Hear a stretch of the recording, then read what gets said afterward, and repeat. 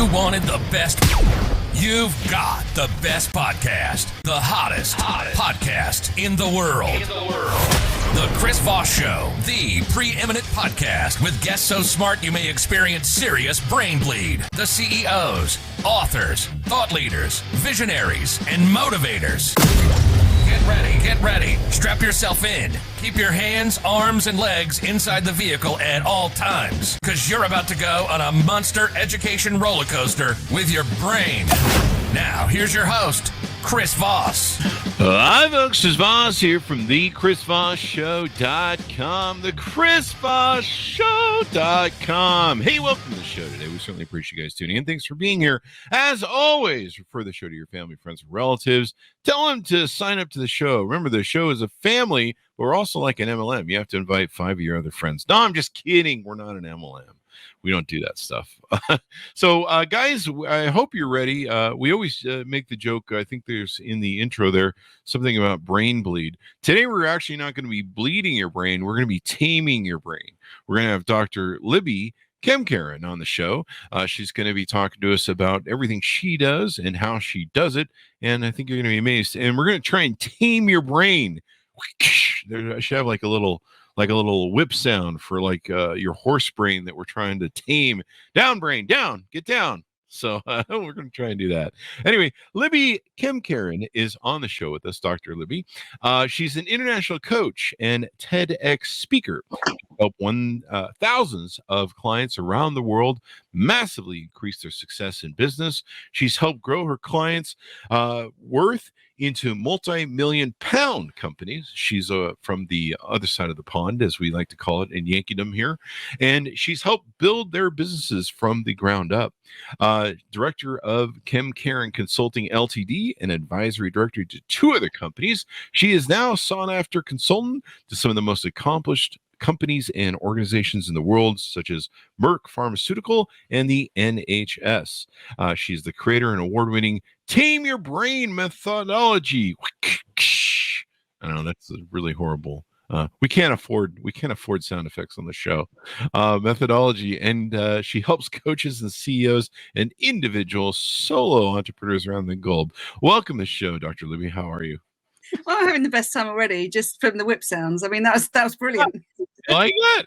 You like that? Can I hire you to just come and do that every time I speak somewhere? Which it's not even a good sound, which I think is the funny part of it. It's really a poor sound effect. It was a good attempt, Chris. It was good. Hi, thanks for having me. This is fun. Yes. So welcome to the show. We really appreciate you coming by. Thanks for coming by today. Hi.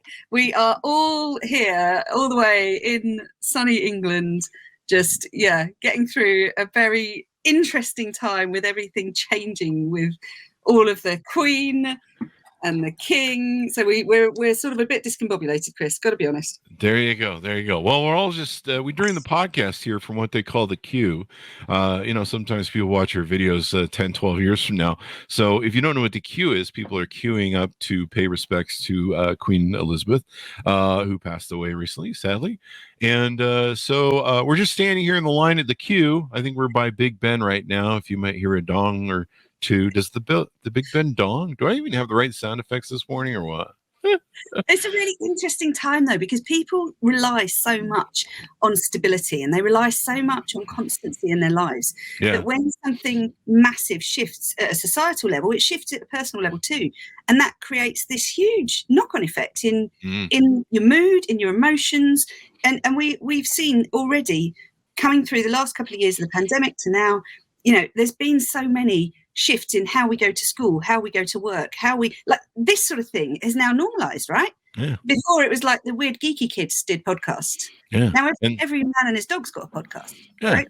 And even that, it turns out that God Save the Queen didn't even work in the end. So there's that. God bless the Queen. God save the Queen. Somebody needs to take it up with God because he didn't save her long enough. I mean, she could have lived another 10 years. I think she did fairly well, though. She did really good. I mean, what a life. So give us your .com so people can find you on the interwebs and get to know more about you as we chat. Yeah, it's my ridiculous surname, Chris. It's Kemkaran.com. And it's so important to have a presence on media these days. Everyone needs a website, right? But I still struggle with where do I put my website material, my blog material? There's so many places these days. It's got so busy on the internet. It's really exciting to still be doing podcasts though, and I love the fact they're almost growing as a result of people being in the listening mode, listening more due to the pandemic. I think it's a fantastic medium for people to get quality information from. We loved it. We really changed the format of the show when coronavirus started, and we really loved it. We started getting great authors on, and people from news facilities, and people that we normally didn't really reach out to. And it was kind of great. We had a trapped audience who had nothing better to do but listen to us and try and entertain them. And then we got just credible quality of guests on the show. So the byline on your website is "Tame Your Brain." I alluded to that in the joke with a sort of thing. So talk to us about more about what you do and how you do it. There's two brains. There's the brain that we know we're using, the conscious brain, the one that you sit there and you rationally think, I shall do this thing. But this subconscious brain is so much more powerful. It's 5 times faster and 5 times stronger. And the trouble is, most of our decisions come from this subconscious layer. We don't even know it's operating. So you might say to yourself, in all your wisdom, I should go to the gym today. And yeah, you should, right? We know the reasons. It's logical. We know the reasons of I'll get fit, it'll be great for my body, and I'll be slim and lovely. But then your subconscious brain is chirping up in the background going, yeah, but you'll also get hot and you'll sweat and then you'll need to shower, and it's a time cost and it's a money cost and it's going to hurt a bit because you haven't been for a while. And so if those are pushing against each other, guess what? You stay pinned to that sofa and you don't go to the gym. So, anything we think we're doing in life or not doing is a combination of those two brains working together. And that's where people need to know more about how to be the one in the driving seat. Because we think we're in control.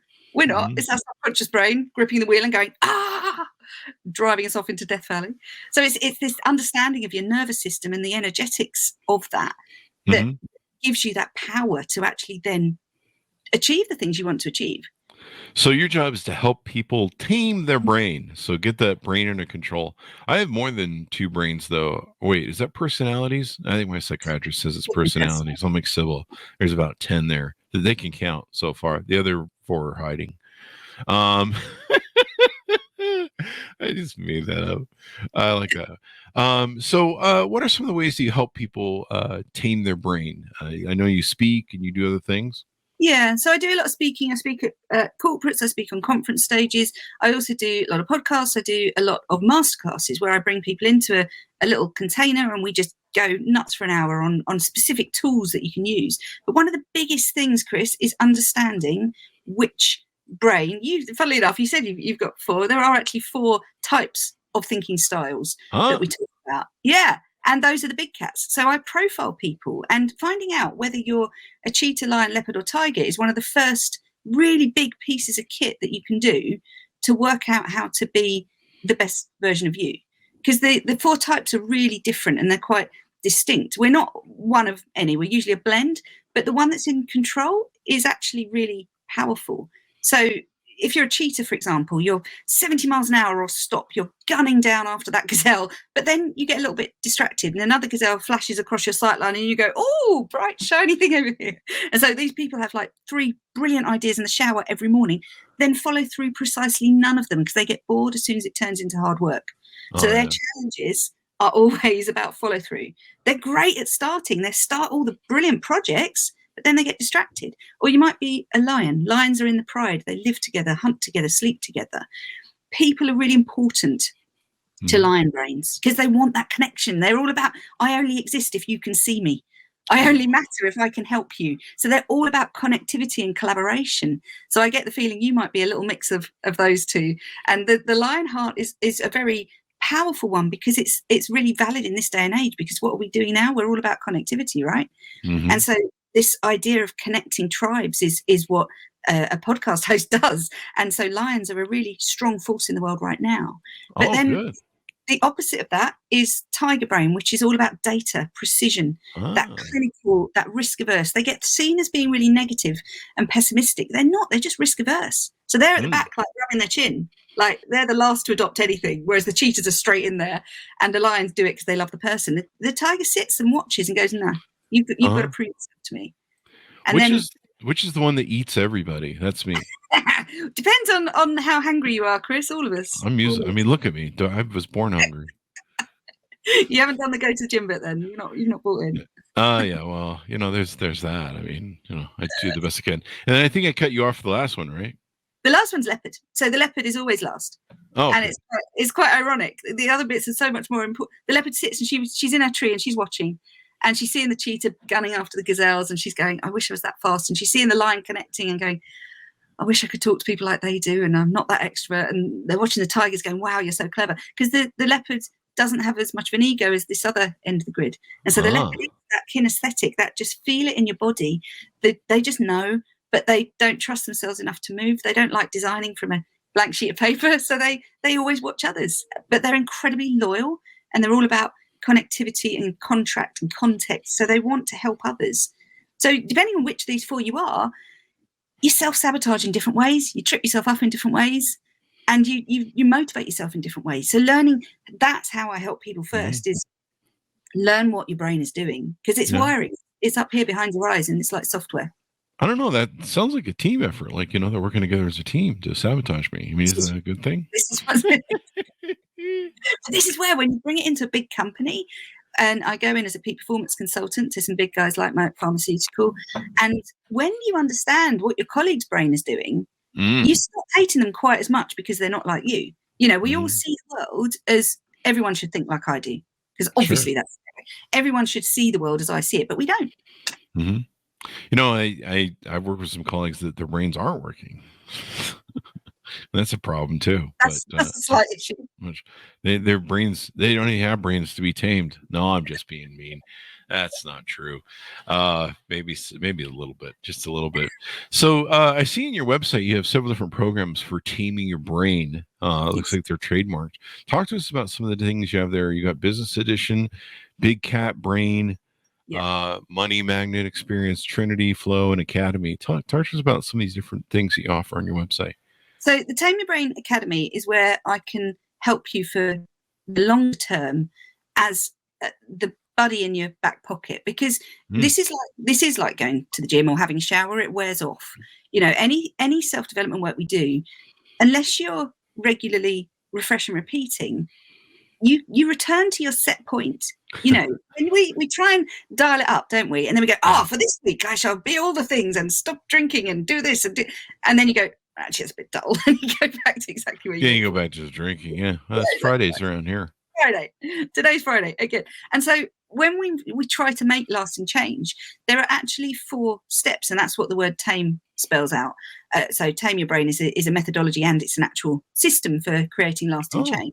And so those 4 steps are what I then walk people through in the Tame Your Brain Academy over a period of time. So there's regular repeated trainings, there's drop-in sessions, there's recorded material you can access, and that works like a membership. So that's my ongoing membership, so people can come and walk with me for more than a year. I've had some people that have been with me for 4 or 5 years and developed along the way. Or you can come and do a drop-in group training. So our next one is Flow, and Flow is the one that has all the big cat business brains in it. And it's all about this flow state that elite athletes know how to access. They know how to get to elevated levels of performance. And what I love about working with athletes is you can see when it works, because the high jump bar raises higher. You can see because the time shortens. And so and they call it getting in the zone. But when we go into this flow state, we're actually using our brain and our body like the machine that it's designed to be. So we've dialed everything up to peak performance. Everything's at an 11, and suddenly you can achieve so much more. You just become so much more effective and productive. Those are the key things. So the programs that I run, like Flow, like Trinity, they all focus on different aspects. Some are about your money experience. So we've all got a money blueprint. So we've all got a set answer. If I say the phrase money is, your brain is already answering it. For the gaps, depending on your conditioning and what your magical big people said to you when you were young, it might be money is hard work. money is the root of all evil. I hear that one a lot. Money causes more trouble than it's worth. More money than sense. Whatever your parents chirped at you, money doesn't grow on trees. That's wiring. That's programming that's in there. And so you then spend the rest of your life following that programming, unless you decide to change it, which is what I do a lot of with entrepreneurs that are setting up business, because a money story is really important in getting your business up and running. It's really interesting how people have, those things they put down for money. My mom always used to use the excuse when we were checking out at the counter of the store. We'd always, we were constantly peppering her with, "Can we buy this?" And some sugar-based cereal that is really just a pound of sugar in a box, really.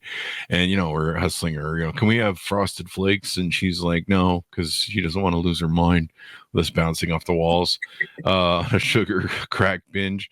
And so she would always use the excuse, we don't have enough money. And my parents were rich, but that was the excuse she'd always give. "We don't have enough money, we don't have it's not in the," and so we're always like, "Gee, Mom doesn't have enough money, I guess we don't have enough money."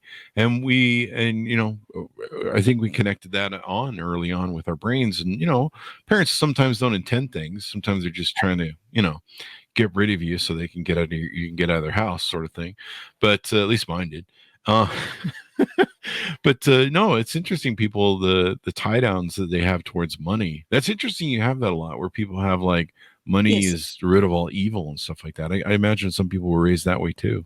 Yeah, and that's the most misquoted quote in the history of the world of quotes, because it's the love of money is the root of all evil. But everyone's truncated it and made it that money is evil. Money isn't. Money is a nothing. Money is a piece of paper with a number on it, or a figure on a digital screen these days. But people still have all this heat around it. And so they carry it around with them as a blueprint that they view the world through that lens. So we have to go back, we have to unwire that, and we have to rewire a more healthy, positive belief set, because beliefs are like a tabletop on legs. You need a minimum of 3 pieces of evidence for a belief to be solid. So whenever we believe something, it's because we've got proof. And so you can't change that unless you kick away the old legs, collapse that old belief, and you've got to build a new one. You've got to start with things that your brain can believe. Otherwise the BS alarm goes off in your ear. If you say something, there's a lot of books out there telling you, just say your affirmations, just say, "I'm a millionaire." And it doesn't work like that. Because as soon as you say something that's not true, your brain goes, "Whoa, whoa," and it shuts you down. Because if you can derail it with a thought, because if you say, "I'm a millionaire," your brain goes, "Well, no, you're not." It's done in a heartbeat. I think I tried affirmations when I was really young. It was kind of like the Saturday Night Live thing. I don't know if you guys ever saw it over there, but there was the one guy who eventually became a senator for us here. I forget his name, but he would I think it was Jack Handy or something, but he would sit in front of the mirror and go, "I'm a good person, people like me." And it was kind of that sort of thing. And it didn't really fix things, because then you go right back into the brain mode that you're normally in later, and you just go right back to robot R2D2.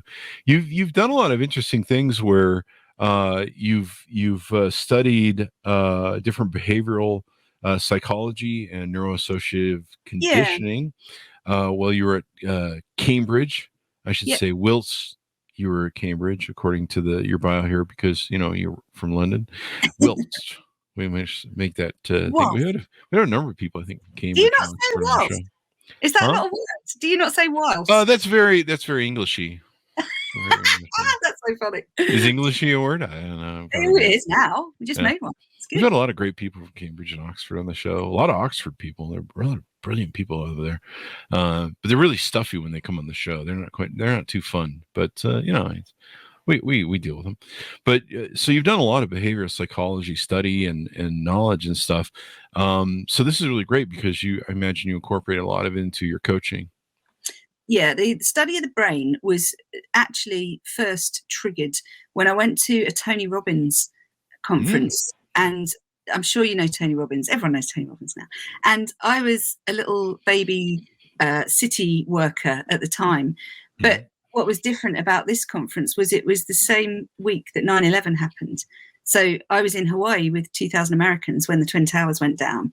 And that was a life-changing moment for me, where I was with people who had people in the towers, and there was someone on my team who lost her fiance to that disaster, and it literally changed my life, because you stand there and you watch this event unfold in the massive proportions that it did, and it's quite chilling being here, almost exactly what we're now 21 years later, and it still reverberates around the world, doesn't it? It still is so impactful, but it had a really personal impact on me, because it made me realize that life is so short, and if you're not living to your fullest nth degree every day, what are you doing? Like, what are you waiting for? And what is it that's going to take you to realize, if this all gets taken away, what will I regret not doing? What will I be there going, I can't go yet because I haven't XYZ. It's not my time because I haven't written the book. I haven't, all of those things that you think there's time for, there might not be. There might not be any time at all. We never know when our invisible timer is going to run out.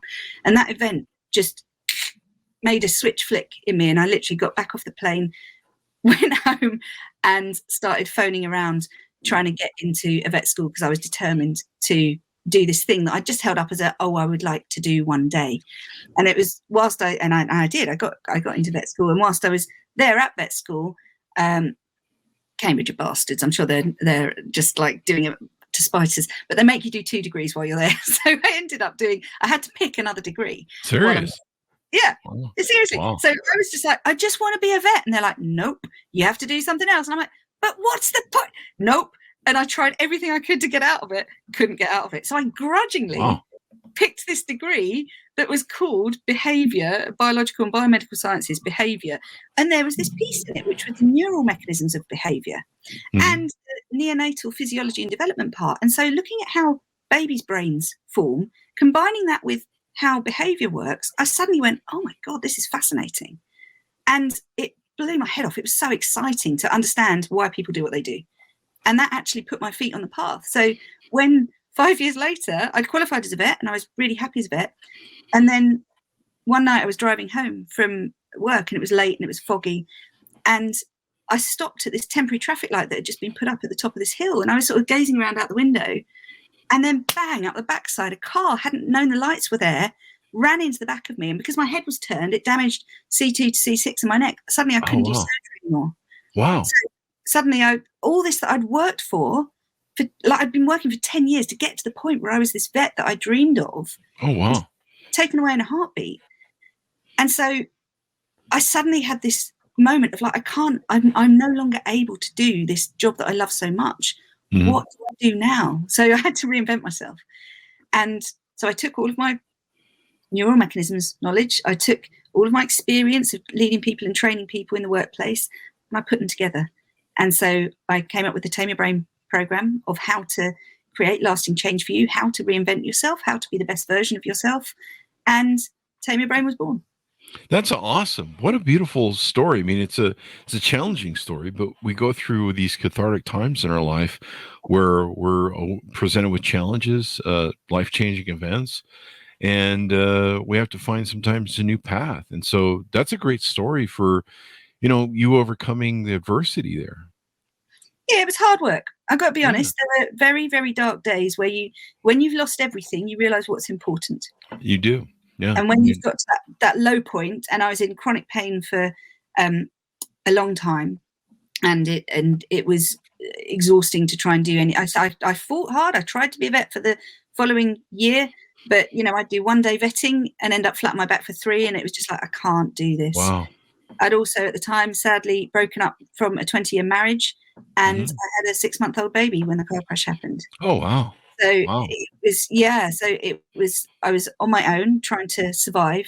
So I had to dig deep. I had to pull out every ounce of resilience that I had. And I realized then there are things that you can do. There are ways that you can create your own power. You can elevate yourself to a level of functionality that other humans would not believe possible.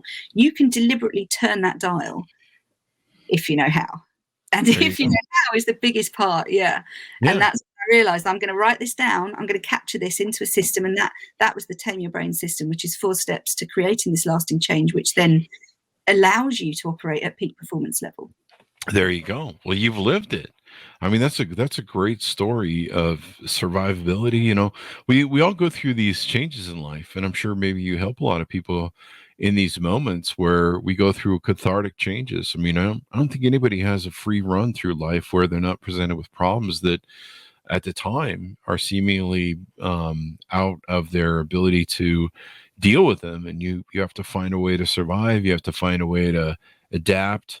You know, I've been through those in my life where, you know, your whole identity sometimes gets stripped away from you, or what you think is your identity, and then, you know, in those moments of clarity of losing everything, you find out who you really are, and the core of who you really are, and then you build on that, and you rediscover you're probably a better person in the long run for it. And you look back at some of those times and you go, that wasn't that big of a deal, and I got through it and I lived.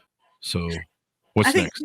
The biggest thing is we always fear what's going to happen to us in life, but actually the fear isn't the event itself, it's can I handle it? Mm-hmm. And when you drill it down to that, can I handle this? You know, can I hold this now as it feels now, in the intensity now, and know that I'm still going to be okay, even when I've lost my identity, I've lost my physical health, I've lost my marriage, I've lost that 2.4 kids destiny that I thought I had in my life. Even when everything is gone, yes, I am still okay. And that's the resilience piece, and that's the growth piece, and understanding that, as you say, who you were then is never who you are now, right? And there's always this constant evolution, this constant and never-ending growth, which is, if you understand that you're on this line, and there's as I am now and where I want to be, how do I close that gap? There you go. In a nutshell, that's what I help people do, is close the gap between what do you want and where are you now. That's incredibly insightful. So you've been nominated 3 times in 8 months. You've won Entrepreneur of the Year in 2021, and your finalists for Digital Women 2022, and on the 50 Women to Watch shortlist for 2022. You offer a free alignment test. Talk to us about what that is, and some of the different people that might work for that. So alignment is a funny thing. This is a word that I see misused all over the tinterweb. There's a lot of chatter about, oh, you must be in alignment. You must be in alignment. What? Because you're already in alignment. You just might be in alignment with a destiny that doesn't match your goals. So let's take health, because this is a really common one that people have challenges with. If your goal is to be healthy, there are certain tasks you need to do. As soon as you stop doing those tasks, you align with a different destiny. It's as simple as that. So you are in alignment, but you've aligned over here. Mm-hmm. Whereas if where you want to go is here, you have to align here. You have to change those habits to here. You have to change those tasks to here. If you don't do that, you're not in alignment with that outcome. You're in alignment with something else. So when we talk about an alignment test, what we're saying is, where are you out of whack at the moment? Where is it that you've got? Is it mind, body, soul? What layer are we talking about? Because that mind, body, soul, that trinity is so important. And when we are feeling spiky, when we're feeling a little bit maladjusted, when we're feeling a little bit that something is off here and I just keep getting in my own way and I don't understand why. Sometimes it's as simple as a money belief, or it might be a limiting belief of, this is as good as it gets. I can't hope for anything better. Wow. And sometimes that literally holds people stuck where they are and they can't get free. So I do a lot of work with people that are saying, I just want to manifest this thing. I just want to manifest this. And they've misunderstood this law of attraction, the secret, there's been a lot of chat about that as well. And they've just got a couple of bits wrong, because it starts here. It starts with what you believe. If you say to yourself, I'm a millionaire, and you don't believe that, don't say it. It's not going to work. It's never going to change that wiring layer. You've got to start there and unwire the bits that are holding you back. And usually that is limiting beliefs, and you're in alignment with something else. So if you have like a vision board, I always hear these people that use vision boards. They put up a big vision board. You still got to change your core belief systems, right? Yes, the vision board helps with that, because what we see, we feel. So emotion drives motion is the other way to think about it. This is the think, feel, do complex. So whatever we think creates a cascade of biochemistry which washes through your body, and that's what we call a feeling, an emotion. So when we feel something in our body, it often doesn't have a word attached to it, because that part of your brain, your limbic system, doesn't have a language center. So we have to move it to language for us to move it beyond a feeling before it becomes a do, before it becomes an action. So we move it. The Broca's area in the brain is the speech area. So we have to move it to right brain. We have to feel it emotionally. So that's why a vision board is helpful, because when you see it, like say on my vision board, for example, I've got a couple of things, but my biggest thing has been the house. And so the house is up there. And every time I see that, I deliberately trigger my neurology to feel the feelings that I'd feel as I walk through that door, to feel the feelings that I'd feel as I wake up and draw the curtains that morning, to feel the feelings as I step into that glorious rainfall shower with the massive head and the little jets out the wall, to feel the feelings as I invite my friends in, because I'm a lion brain as well, because I want them all, everyone must be around me. Bring all my friends in, bring my kids' friends in, all the big sleepovers in the garden, in the treehouse. Feel the feelings as if it is now. And that does something really complex, which is makes your neurology believe it's happening. Your brain knows no difference between your vision of the future and your memory of what you had for breakfast yesterday. They're both pictures. The only reality is actually now. That's pretty darn insightful. Yeah. So when you realize that you can create a picture and your brain goes, really? Okay. And then your brain starts looking for ways to make that happen, because what it's got now is a train track to the future that wasn't there before. And now you can look for points along the way. So you may not be in the big house yet, but you might now be looking in estate agents' windows and going, is that the one? Is that the one? Is that the one? Your brain starts questing for you because you've just delivered it a destination. So that's where vision boards are so powerful in creating the neuropsychology of success around it. There you go. There you go. That's the greatest explanation of vision boards and putting yourself in that kind of. I know a lot of athletes do that. They put themselves in. They see themselves in the act. They see themselves going through. Like if they're Olympian, they see themselves going through the race, and they paint the vision in their heads so they know how it goes, and that seems to really work for them. Yeah, athletes have nailed this. Athletes were the first to nail this. So flow state was a theory until we invented functional MRI technology, which can see the blood flow change in your brain as you think a thought. And so we can see what happens when an athlete visualizes themselves on the podium with that gold medal going around their neck, and it fires up the dopaminergic neurons in the brain. Suddenly it got really exciting. This happened about 15 years ago. And so the pivotal book called Flow was written about 20 years ago, but the technology to say it actually is a thing only happened about 15 years ago, and suddenly the world went, wow. So I'm a flow consultant, so what I help people to do is to get in flow and stay there, to be able to access this peak state and to really utilize that in their life. And that changes the game completely, because what we love about athletes when we do see the bar raise is we've got proof then. So that's proof for the belief system of, yeah, this works. That is awesome. That's one of the best explanations I've ever heard for that. I think I read the book Flow. Who wrote that book? Mihaly Csikszentmihalyi. I think I remember either reading it or studying it. But yeah, we've had a lot of different. Yeah. We've had. It's near me. I'll see. Oh, there it is. Yeah. Yeah, we've had we've had athletes on, Olympic trainers on the show who've talked about that state of flow and everything else. What haven't we touched on that you do for your people and clients and things that are on your website? Yeah, one of the biggest things that I do, and obviously it costs a lot more to work with me one-to-one than it does to do one of my group programs, but the one-to-one work is really deep. So I work with people in senior government positions. I work with people that are heads of pharmaceutical companies. I work with some sort of senior C-suite executives in different corporations, but I also work with very, very normal, very human people that have just had enough of feeling bad and they're ready to make a shift. And they've had enough of feeling that they're somehow missing something, and they're ready to move to a peak version of themselves. And we release trauma. We go through a closed eye process, which gets your conscious brain to sit back down and shut up for a bit. And we talk direct to your subconscious brain. And we pull out these bits that are holding you back. Because there's always something, we call it entanglement. You get a hook. And so something that's happened to you then wires to something else. And what wires together fires together. And once that software's wired, the electricity keeps running in this crazy ape.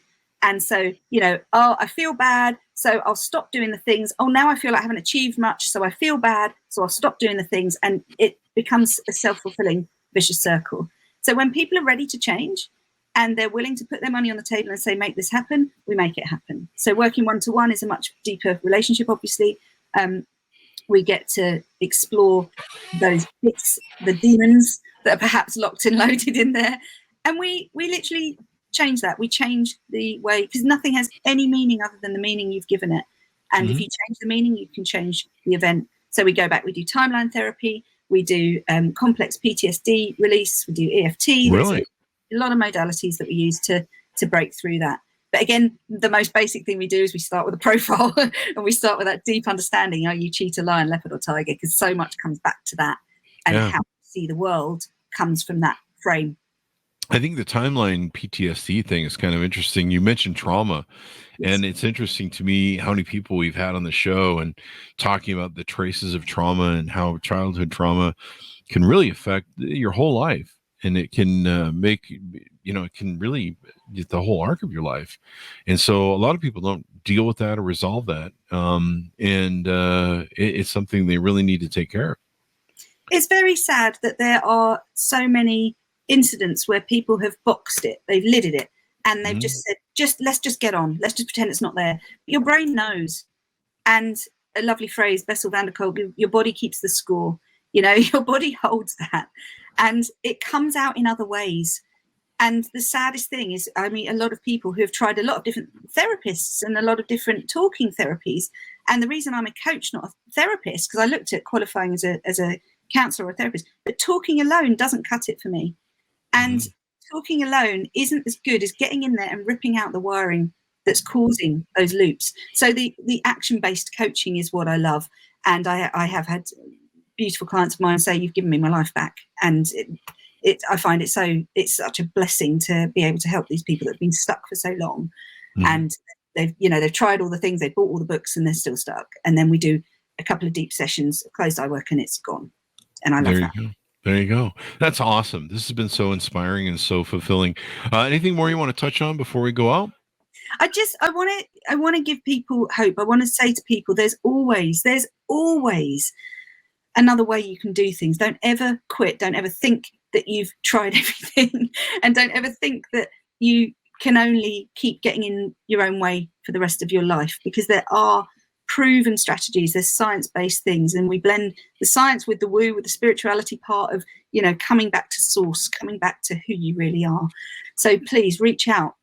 If anyone here wants help, if anyone wants to do their profile, I'd be so honored to help and walk with you as you change. There you go. And you offer a free discovery call too as well. Yes, I've limited a number of those a week, but what we also do is a round table once a fortnight, which is where you come on with me and a small group, and we troubleshoot what's going on, and we give you some solutions to take away with. So that you can go to my website, Kemkaran.com, and do the free alignment test there, and then it will offer you a place on my round table.